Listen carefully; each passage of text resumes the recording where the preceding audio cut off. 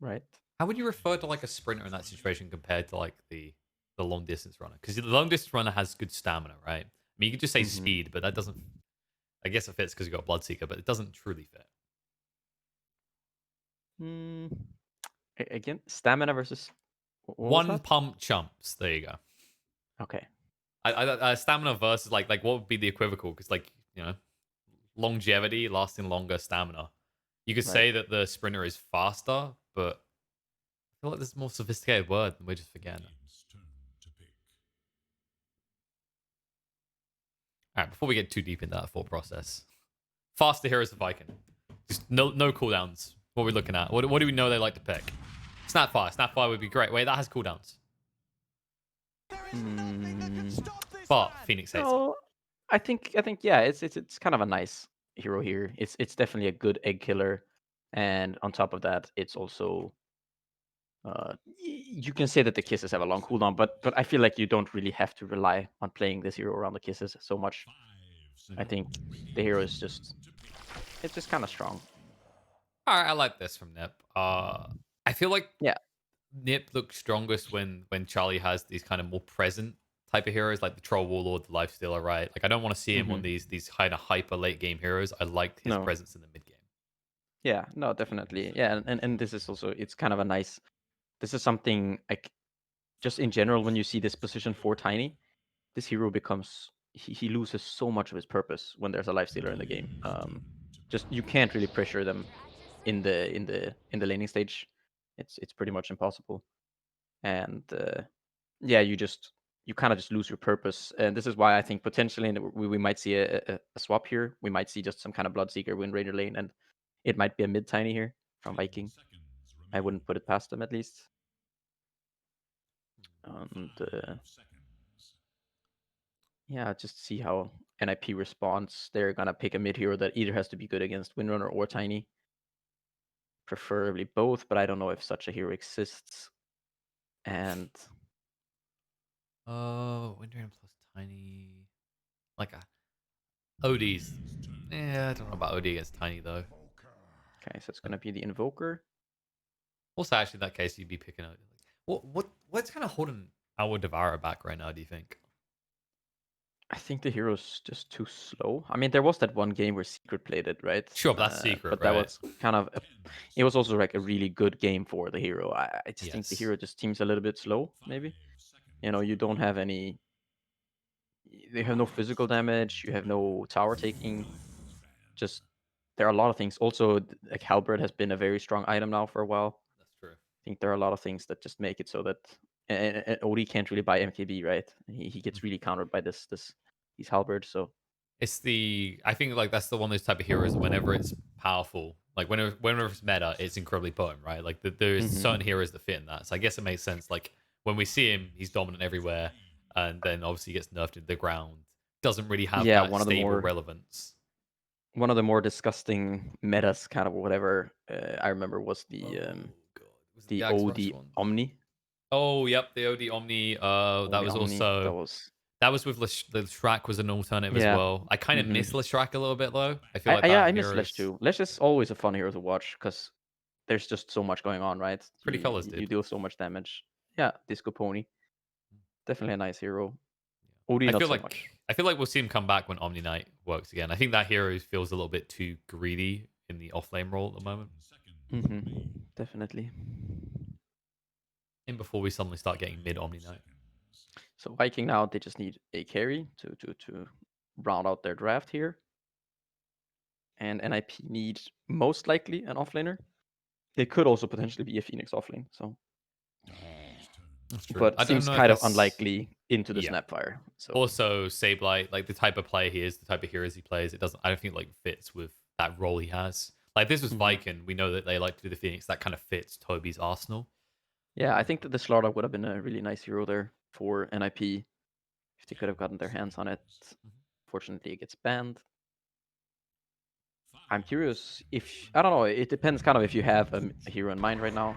Okay, so Okay. they're just gonna go with this standard kind of Underlord. Yeah, because I was curious because I feel like the Slaughter would have been kind of nice for them. They could have picked it over the Invoker there and gotten another mid potentially later on, but they go this way. And yeah, it's gonna be a Juggernaut. All right. Not really an amazing Juggernaut game, as there is Avenge that can swap you, and even though you're spinning, and also the egg stuns through spin. So not an amazing game for the Juggernaut. I also think the Underlord is not very sad against Juggernaut. Potentially, you might be sad against both the Snapfire and the Juggernaut. If they can just run you down, then you're definitely scared. But Yeah, but usually what will happen is they'll cookie into you, then you can just TP away as they spin, right? So it's like yeah, theoretically, unless there's a third hero, Saberlight shouldn't be dying in the lane no, phase. but this is looking like quite the classical, like what we've come to see from Viking here. There's a lot of um, just a lot of aggression, a lot of running at you, and yeah, it is going to be the mid tiny here, and I quite like this change up as the position 4 tiny into lifestealer. You don't feel good about that, and I think this Bloodseeker Windranger lane might be quite strong against the lifestealer Venge. We'll see how much Misha can do in this lane. Hmm. I think the other kind of interesting thing is the way that Viking sort of shut out those type of heroes that Saberlight does usually play, like for example the playmaking type ones, like for example an Axe, right? By having this Bloodseeker factor, also the tiny, it feels like he was forced into this bulky aura type offlaner, which maybe plays the Vikings' advantage, right? Because they want to play fast, and what they don't want to have to deal with is the risk that NiP just win their lanes and start to snowball with these gank and spank type heroes. Yeah, definitely. They want to be the ones who kind of set the tempo. I quite like here what Viking have. I think it fits them, and yeah, we'll see how NiP kind of can deal with this aggression. Oh. Now the mid lane, I'm wondering how we're actually going to see Supreme approach this game. Like, does this seem like an exhort game, or do you think he can't afford to be greedy as the invoker in this one? That's actually a good question. I hadn't really even considered the possibility of this being exhort. I think most likely it's just gonna be the standard. I haven't seen a lot of exhort recently. No. I've been seeing a few just because obviously Spirit Vessel is weaker than it was, so Right. it's less impactful. And I guess my other concern is like in this game, while Lifestealer can I be feel like strong, it's a life. mhm. Yeah, it is, but it's eventually you get to this alacrity and you have the Venge, the Wave of Terror, etc. So, and you also Underlord can pick up a little bit of the slack. I think. I think most likely we're gonna see the cross wakes, but potentially I think the Exort is a little bit. You feel a little bit clunky against these heroes. You feel a bit awkward walking around. Like there's this tiny. There's so much running at you, and Exort Invoker does not enjoy getting run at. That's true. And you become a little bit of a liability, right? Like you're another hero Hmm. that won't be able to sustain. You're against this Bloodseeker who in the mid game, if you don't have heroes that are able to keep amply regened up, you tend to just force the Bloodseeker lane to be a win for the side of Viking. Yes, pretty much. Yes, this Bloodseeker is quite the scary beast. Yeah, it's not as much about the speed as it is about the purity. That pure damage, that is. I'm surprised that we haven't had a mini patch that's tweaked that yet. Yeah, just the 120 pure damage nuke at level 1 for some reason. With 3 seconds, totally reasonable. And let's not forget, it takes just under 3 seconds to complete, and most heroes might struggle to get away from that zone without boots. Yeah, quite the hero. Quite the spell, maybe. Yeah. So it's the ridiculous one because like people will sit there and go, "Oh yeah, but if you cast like Blood Right at the center, then a hero can run out in 3 seconds." But it's like, yeah, what if you cast the Blood Right beyond them? They then have to choose between staying with you, Hmm. and that hurts, or running through, which also hurts. Yeah, it's just pick your poison. Either one's gonna hurt. And Charlie's gonna pick neither. He's just gonna run out of it because he's a 325 move speed See you later, hero nerds. without The boots, ultimate so. counter. What's your breathing, sir? This is not an ASMR stream, unless you like listening to the sound of cold snap. Welcome to the stream. Huh? Hello, welcome to Soft Voice Center. That's your ASMR voice. It sounds quite smooth. Hello, no, I am going for low tone. It's very calm. You like? Ah, right. Yes. Very, very soothing. We Very could calming. go, like, the alternative is we go for the really soft British voice, but then I feel like I'm stereotyping and pigeonholing myself. Pigeon? No, not going there. No. No. Killer pigeon holding yourself. No. No. It's in too the mid easy, lane here- you know? Like the mid lane for it's tiny right now. Yeah, pretty much. Boom taking quite the lead here early on.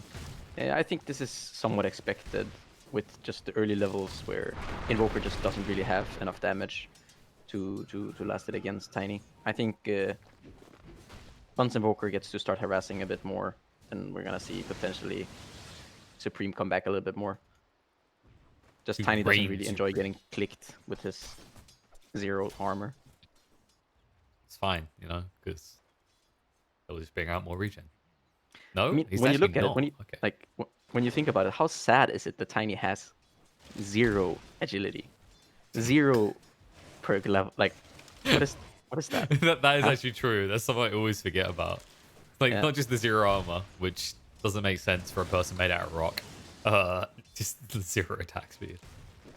And, So, and I mean, he Master gets Madness, right? 0 agility as he scales, right? Like I know. all other heroes, they get a lot of stats and everything. Tiny's just like, nah.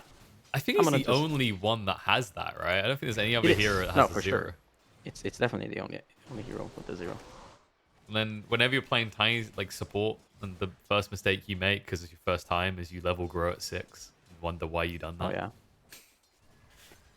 Yeah, you can no longer attack at all. And yeah, now we're gonna see the Tiny here.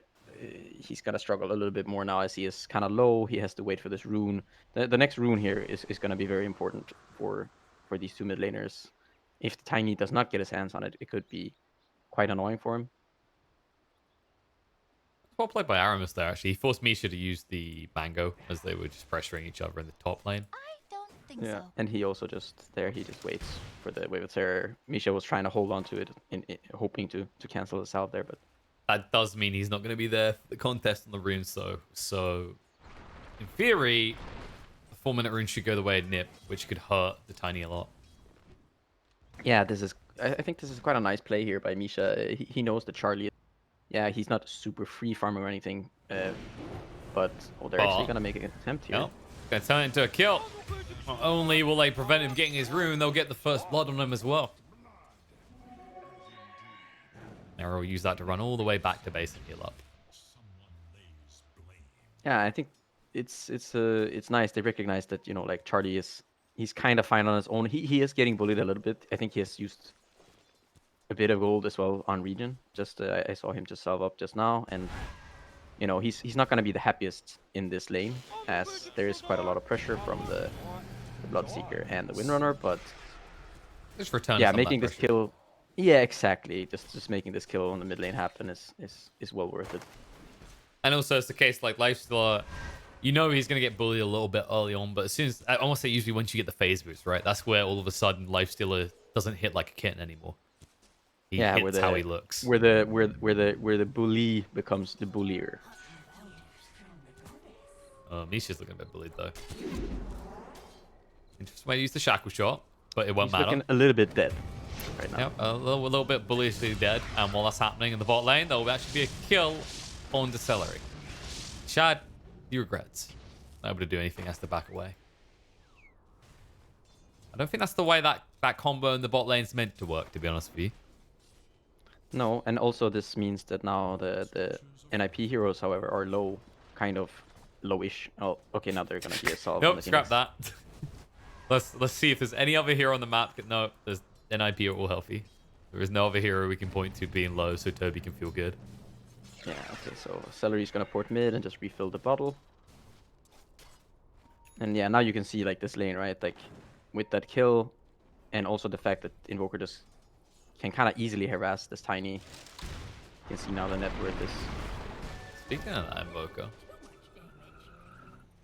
I wonder if there was a play there with a toss back, right? Because then you can like maybe force him to weave and hang around so you can try for a shackle shot. So See, far, Era here is. Aramis just keeps throwing it out. All right, Celery did get the DD at least. The problem is that Tiny really wanted that for his bottle, and also Celery's going to die. Yeah, Supreme kind of making it happen right now.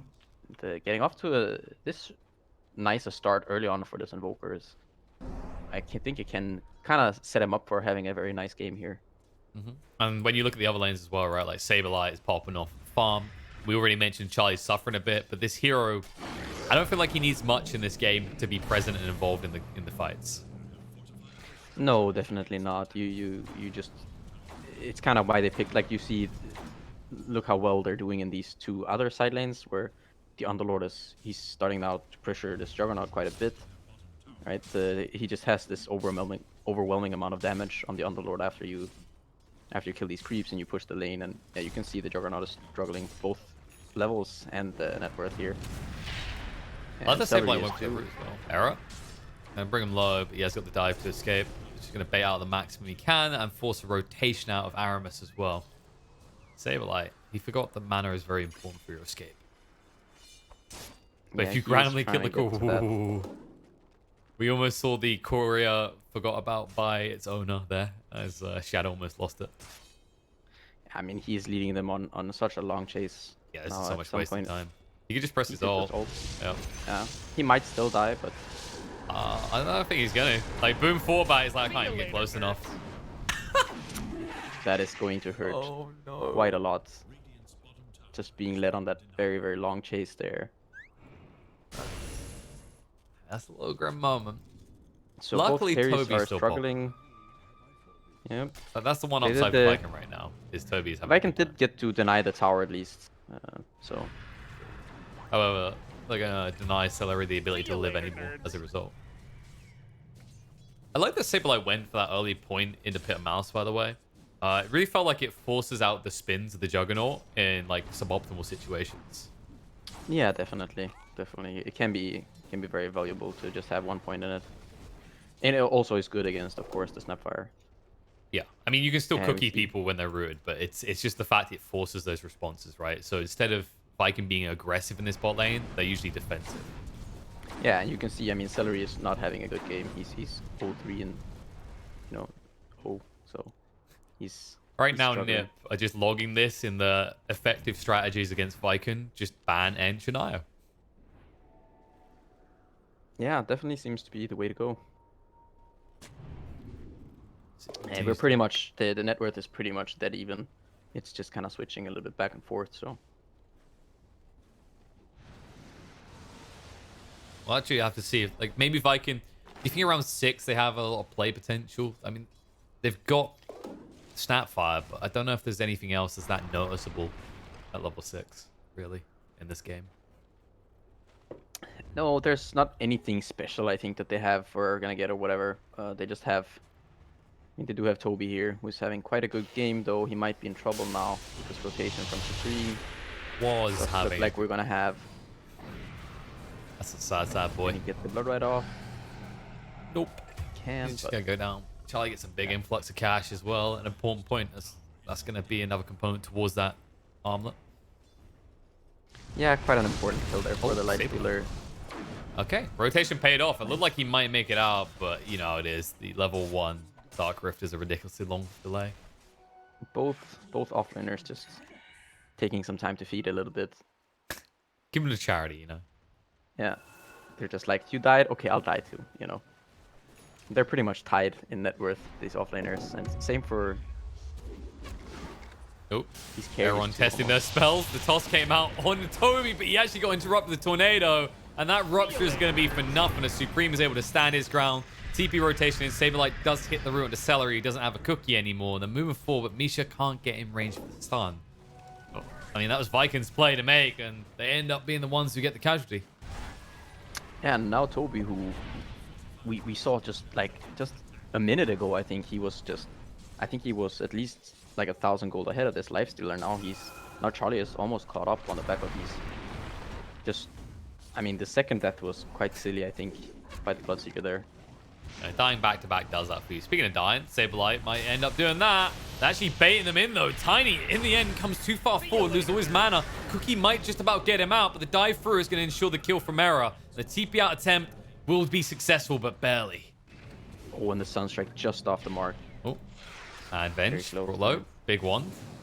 So I'm ready to heal him up. Toby's going to keep chasing though. The power shot through does finish the kill, and Cold Snap wasn't worth using that point. This Bloodseeker's too fast. And Saberlight kind of just walking back to base here. Now we see both carries have kind of caught up with their offlaners in terms of net worth. I guess the bigger concern is when you look at this, right, you go, okay, Underlord's feeding, oh, Bloodseeker's feeding, like, if that's the way you want to look at it, then which one is it bad for? Like, which one can you look and go, oh, this one can't afford to die at this stage of the game? Well, I think that the Bloodseeker doesn't really want to be dying that much right now. I think the Underlord, he's kind of more okay with it, I would say. I mean, of course, neither one wants to die. I just think that right now, Bloodseeker's, he has a more active role, I guess, in the game, you could say. I guess there's scalability as well, right? Like when you compare these two, the type of items they're going to build as well. Like an Underlord can just build these auras. Activate aura remains relevant. You're really good on the D push. But then Bloodseeker's always been this kind of mid-game aggressive type of hero, right? Yeah, it is. I mean, to some extent, Bloodseeker now, like the way you scale is you scale through all these spells, right? As Toby's getting gone on. Spells and not one deaths, right? second. Yeah, is he going to be fine? He's not. However, Charlie potentially could be in trouble here. Nope. The fun way. This is what you gotta love about this hero. Just infest and walk it off while happily regenning up the longer you're in there. Tornado. Root. Look at Aramis. Cold Snap as well. He mistimed it a little bit, so he's able to run away. However, Eric does dive in. Shackle Shot will connect, but they have to keep on running. Charlie can't move away or cross quick enough to actually connect with the kill. Yeah, and NiP with some nice rotations here. Supreme kind of making it happen still on the back of that early kill onto the Tiny, the help there from his teammates. He's having a really good game, and Boom still doesn't have his Blink Dagger yet. Can I just say that I love the confidence of Supreme with these Sunstrikes. They only do 100 damage. But he's not hesitating. He's like, I'm gonna go for it. That's 100 extra damage. Why not, you know? You do what you can with what you got. You know, you miss 100% of the shots you don't take, right? That is correct. Pretty sure that's like that's a motto poster for stormtroopers everywhere, to be honest. I feel like their motto is just you miss 100% of the shots. No one's ever missed 100%. Is what they're going for. Like maybe if we just scatter enough. Oh.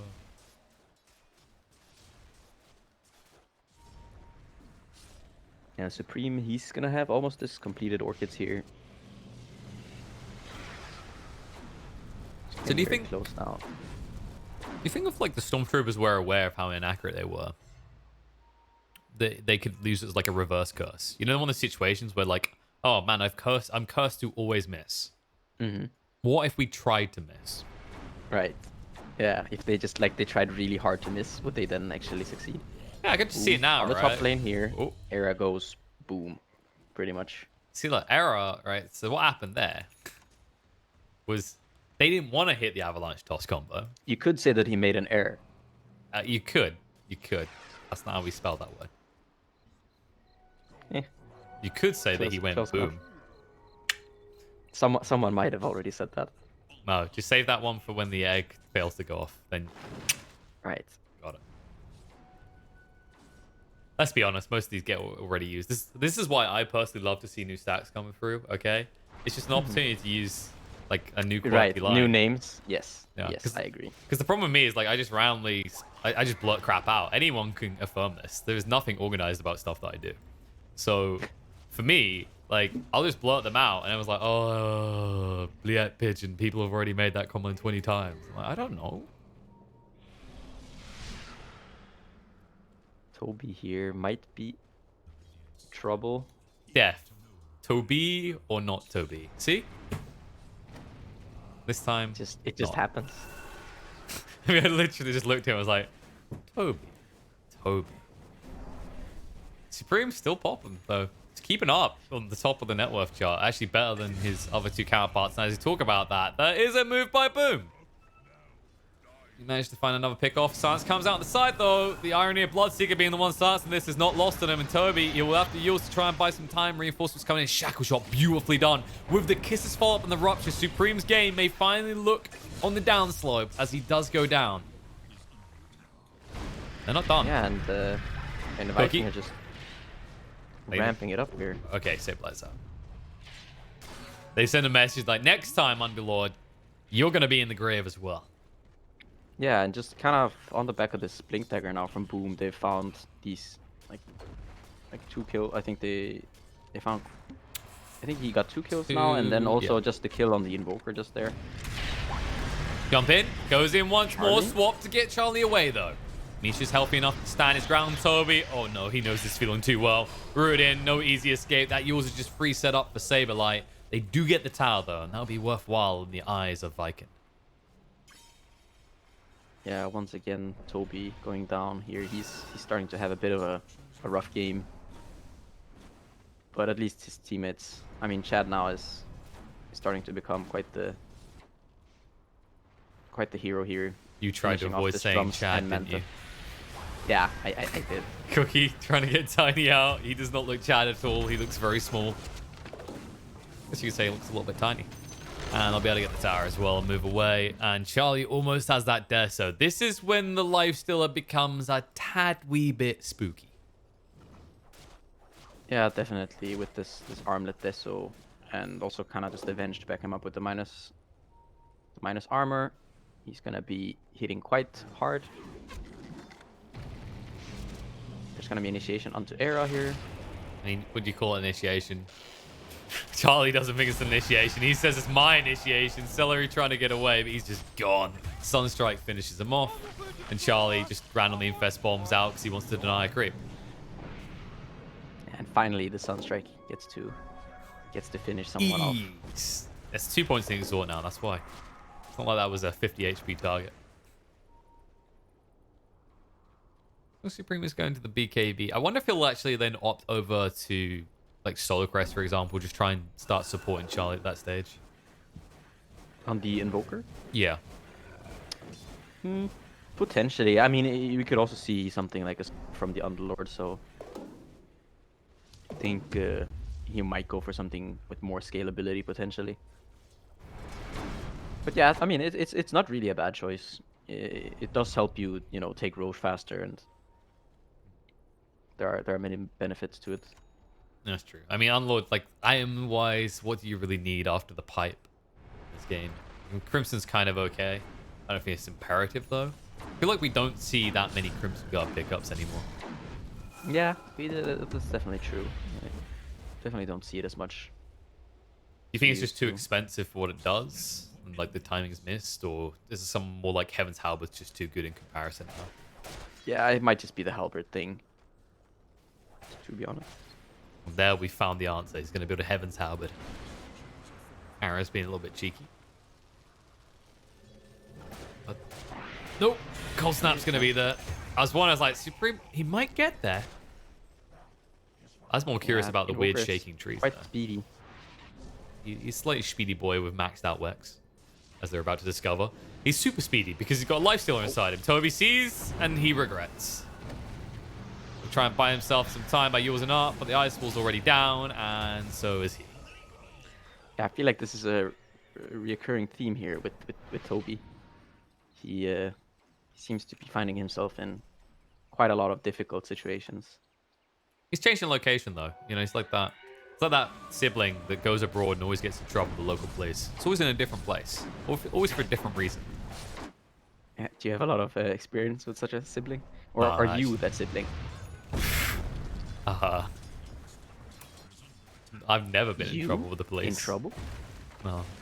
Trouble is a subjective word. People might refer to me as in trouble. Yes, but never officially. My favorite one is when people feel the need to try and help me get somewhere safely, because they just nice. Sometimes I come across as the mental aptitude of a 5-year-old, but I always get there no matter what. The best one is find a way. Well, the best one's when someone like that, they make me feel bad because they want to, they want to have all these networking opportunities with the players, prep for a new team. And then like, I don't know why it helps. You were fine. I'll tell you who's not fine though, Boom. Very, very not fine. If he just got invis in time, he would have made it out, but the Glimmer Cape don't work that way. The Cold Snap stops his TP. And now with the Sun Ray and the life still there, they'll end his life. Yeah, and the map has become kind of small for Viking in a sense that it's not that easy for them to find kills anymore. The Juggernaut is pretty much the only one now on Viking who's having like a really good game. Everyone else is kind of just struggling. Like Toby doesn't really know, he doesn't really have that much of a purpose anymore. Since NiP, they're at this point where their team fight is just stronger with the Phoenix and the Underlord buying all of these aura items, and with that, yeah, Viking can't really run at them, right? Because they're just going around together and there's nothing to run at. And that's the worrying part, right? If you look at Vikings draft, they are meant to do that. They're meant to have this ability to run out and make kills happen. But the way that NiP has closed this map so quickly has made that an impossibility. Yeah, and it's kind of worrying because you just with these heroes like with the Bloodseeker and the Tiny, when they don't get to do this, they're not. The Bloodseeker is okay at farming. It's just that he keeps getting caught out, and I mean Tiny can do it too. It's definitely not an efficient way of playing the game with these heroes, or not the way you want to be playing the game. It's also what you're farming towards as a Bloodseeker in this game, right? Like you're picking up these items that make things happen. You want to be able to actually like have this mid-game presence. Usually it's the cheap ramps like the Yules and the 4-star. Not these big impact items like, for example, an Abyssal or a Sheepstick. Yeah, no, I mean this is definitely gonna be more ability type Bloodseeker. We see him here with both the 4-staff and the Yules, so he just wants to be able to kind of survive. I guess the worry then is you're putting your Jug on a pedestal at this rate. And Yes, definitely. I mean, this game is definitely going to be on the back of Shad if Viking are going to win. Potentially, I mean, if it goes late enough, Aramis might start scaling. He has this Meteor Hammer, so he can definitely farm it up a little bit. But you can definitely scale into those stunts. Ever since X Nova mentioned it, everyone is just doing it. Everybody. I mean, that's how it goes. I'd already been like talking about it for a while from the stun capacity around like all the talents, right? It's like you just get shackle shot cooldown, the duration, and the cooldown reduction. You perma stun people. Save life. Go here on Saberlight.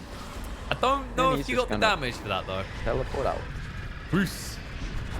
Imagine if he didn't like there was a new patch he didn't read and he just dies in Fountain right now. Shad able to TP away. Imagine if you died to your own fountain. Imagine how scary that would be.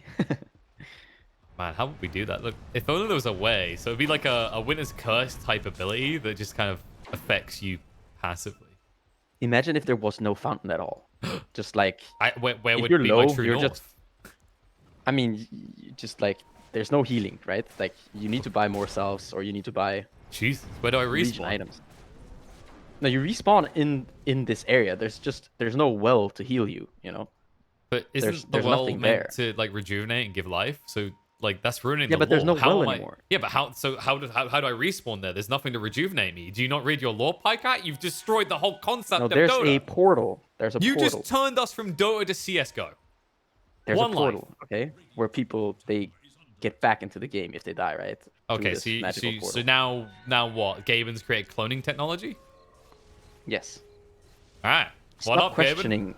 Stop questioning this, okay? I'm not. I'm guiding you to the answer. Okay. Okay. So we're gonna have this roach attempt here by NiP. All right. So with this cloning technology, do we just duplicate Seb, Notel, like who making clones of? 5 Pajkatts? No, it's not of the not people of heroes. But Gaben right? has the technology. No, to clone in the game, not people. How do we know that they don't have it in real life? Like they had to get the idea from somewhere. Just I don't know, from movies and stuff, right? I wouldn't trust movies. I'm a gamer. I make my own stories. Anyways, there's a portal, right? There's no healing. Okay, that's the point. Anyways, it's a fight, right? Shad's losing a lot of health. Holy crap. Dude, Charlie is just like that dog with a bone, and Shad's just the owner trying to take the bone away from him right now. this Roche is very, very low now. Mm-hmm. It's This going is to get getting a little bit very too awkward. for. I mean, if I can have the kisses, this is the worrying part of NiP go back in too hard. It's kind of funny how both teams have ended up switching sides for this Roche engagement. Yeah, no, it's quite amusing to watch this little, little standoff. In, out, all about. Charlie goes in to finish it. He picks up the Aegis and booms in too deep. He's going to go down because Alacrity does dish out a lot of damage. Aramis did get spotted, but the swap is only in level 1. And both the egg and the tiny go boom. Wow, there it is. Yes. Got it. Yes. Oh, wait, no. Oh. Did you just see that? I feel really bad for Era. He got bailed on. They went bot. Maybe Sableye will pay a price. However, Swap gets him away. The root comes out, and Charlie wants to hug everybody in the neighborhood. The tornado coming through. It's locking them all in. Supreme ensuring that Boom has to run away with no mana. Double buyback does come out as it ends up being the Tiny and the Snapfire in the end. And they're just going to reset. They're like, okay, that was without error. We left him behind in the mid lane, right? He walked out of the toilet. We've driven on to the next county state. Swap.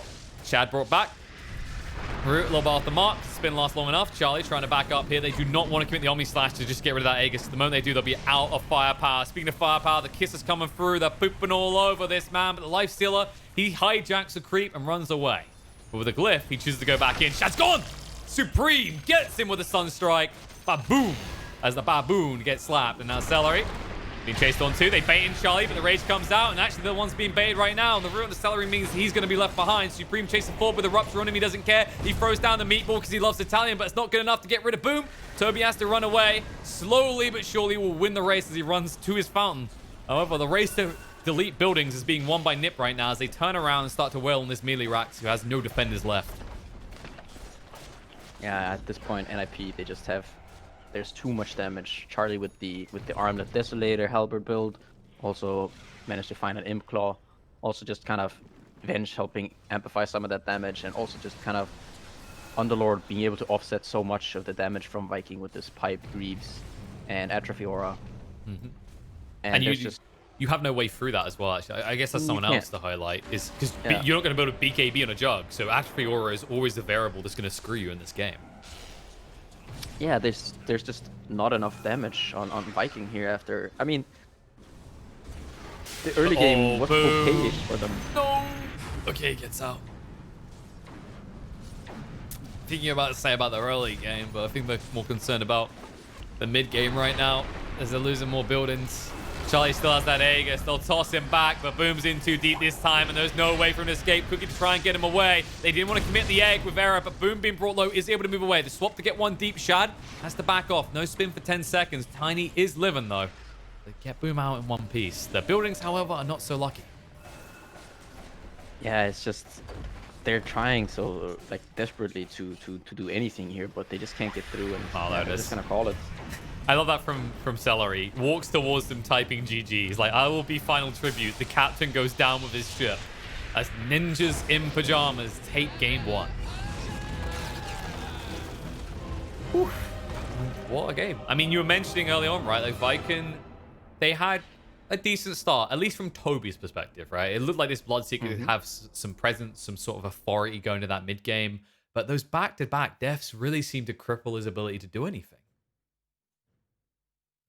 Yeah, it was just he got online. Like, I think this mid kill, actually, I think it was really important. This thing, kind of what happened in the mid lane there.